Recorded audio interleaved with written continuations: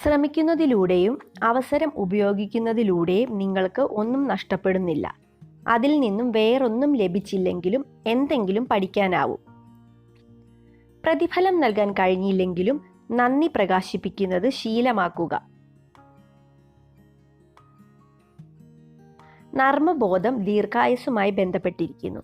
സജീവമായ നർമ്മബോധത്തിൽ പ്രതിഫലിക്കുന്ന മാനസിക മനോഭാവം ചില ആളുകളെ ദീർഘായുസ്സിലേക്ക് നയിക്കുന്ന ഒരു പ്രധാന ഘടകമാണ്. സ്വയം പ്രചോദിപ്പിക്കാൻ കഴിയാത്ത ആളുകൾ അവരുടെ മറ്റു കഴിവുകൾ എത്രമാത്രം മതിപ്പുളവാക്കുന്നതാണെങ്കിലും മിതത്വം കൊണ്ട് തൃപ്തിപ്പെടണം. സൂര്യന് കീഴിൽ പുതിയതായി ഒന്നുമില്ല, എന്നാൽ നമുക്ക് അറിയാത്ത ഒരുപാട് കാര്യങ്ങളുണ്ട്. നിങ്ങൾക്ക് കഴിയുന്നത്ര മാന്യമായിരിക്കുക. തെളിവില്ലാതെ വിശ്വസിക്കരുത്. അരോചകമായ സത്യങ്ങളിൽ അഭിരുചി വളർത്തുക. ഏറ്റവും പ്രധാനമായി കാര്യങ്ങൾ ഉള്ളതുപോലെ കാണാൻ ശ്രമിക്കുക. പരാജയത്തെക്കാൾ കൂടുതൽ സ്വപ്നത്തെ സംശയം കൊല്ലുന്നു.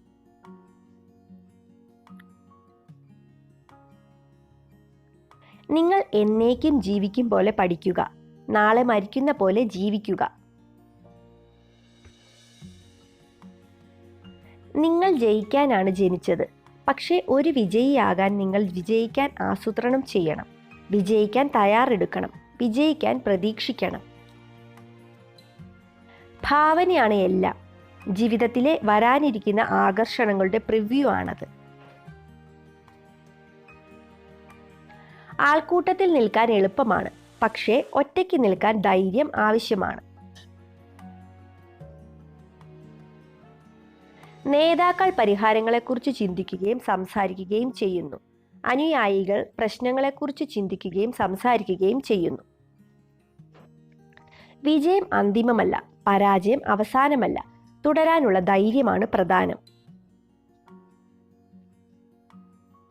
നിങ്ങൾ ആസൂത്രണം ചെയ്തതുപോലെ എന്തെങ്കിലും ചെയ്യാത്തതിനാൽ അത് ഉപയോഗശൂന്യമാണെന്ന് അർത്ഥമില്ല. നമ്മൾ ഒരിക്കലും മികച്ച ഒരു പങ്കാളിയെ അല്ല അന്വേഷിക്കേണ്ടത്. എപ്പോഴും നിങ്ങളെ മനസ്സിലാക്കി ഇപ്പോൾ ഉള്ളതിനേക്കാൾ മികച്ചൊരു മനുഷ്യനാക്കി നമ്മളെ മാറ്റുവാൻ കഴിയുന്ന ഒരു വ്യക്തിയെയാണ് അന്വേഷിക്കേണ്ടത്. ഒരു വ്യക്തി നിങ്ങളുടെ കൂടെയുള്ളപ്പോൾ എങ്ങനെ സ്നേഹിക്കുന്നു എന്നുള്ളതിനേക്കാൾ നിങ്ങളോടൊപ്പം ഇല്ലാത്തപ്പോൾ നിങ്ങളെ എങ്ങനെ സ്നേഹിക്കുന്നു എന്നുള്ളതാണ് ആ വ്യക്തിയെ മനസ്സിലാക്കാൻ പറ്റിയ ഏറ്റവും നല്ല അവസരം. ഒരു പുരുഷൻ ഒരു സ്ത്രീയെ 5 സെക്കൻഡിൽ കൂടുതൽ തുടർച്ചയായി നോക്കിക്കൊണ്ടിരുന്നാൽ അതിനർത്ഥം അയാൾ ആ സ്ത്രീയെ മോഹിക്കുന്നു എന്നാണ്.